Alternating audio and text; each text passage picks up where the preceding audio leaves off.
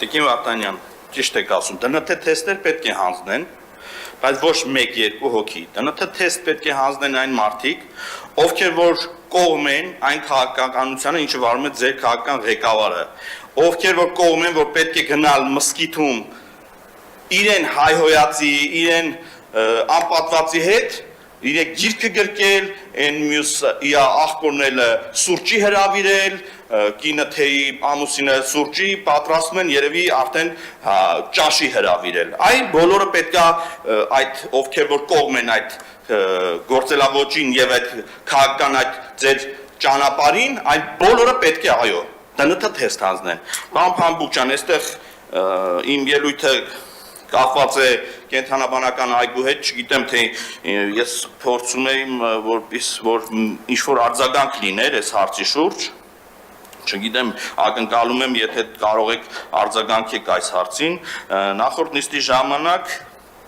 հարց էի բարձրացրել կենթանաբանական այգու հողակի հողատարածքի հողակտորների հետ կապված եւ շենքշինությունների փաստաթղթևորման հարցը եւ այս ամսվա 18-ին հունիսի 18-ին տեղի ունեցավ կառավարման խորհրդի նիստը եւ այնտեղ տեղեկացանք, որ շենքշինություններից հիվանդանոցի մասը պետք է կցեն կենթանաբանական այգու հողակին, որը ունի փաստաթուղթ Եվ ես ուզում եմ հասկանալ նախ ինչի մնացած շենք շինությունները նման կերպով եւ հողատարածքը չենք կցում, որ միայն կցում ենք այս պահին հիվանդանոցի շենքը, այո, հիվանդանոցի շենքը անհրաժեշտություն է առաջացել կցելու շատ շտապ, որպեսզի դեղորայք ձեռք բերենք, բայց ուզում եմ հասկանալ մնացած շենք շինությունների հողակին կցելու հարց լինելու է թե չի լինելու։ Դա մտահոգում էր ամբողջ կառավարման խորհրդին եւ փորձեցի այս պահին ելույթովս ներկայանալ ակնկալում եմ ինչ-որ արձագանք լինելու է մնացած հողակտորի եւ երբ է լինելու եւ ուզում եմ հասկանալ այդ շենք շինությունը ինձ համար առնվազն ես փորձեցի ճշտեմ վարչության հետ ասեցին որ ավականիով չի հանձնում այդ շենքը հողակին դա ոնց է կարգավորվում դա ինձ հետաքրքիր շնորհակալ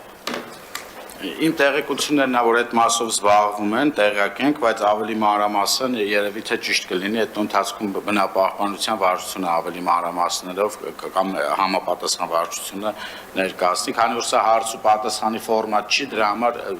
այս բանին բացակայում է վարչության պետերը։ Քանի ժամանակ չպատասխանեցին, դրա համար փորձեցի այս անգամ բարձրացնել այս հարցը։ Ես հարցը հղեցի, քաղաքապետը Տիգրան Ավինյանը չպատասխանեց, բայց հիմա անընդհատ լքում է դահլիճ եւ չենք կարողանում մեր հարցերը բարձենք։ Դրա այսօր այդ ֆորմատը չի որ հարց բարձր։ Դե դեմ ասում ֆորմատի ժամանակ է հարցը բարձրացնում եք, չեք պատասխանում։ Ալբերտ Մովսեսյան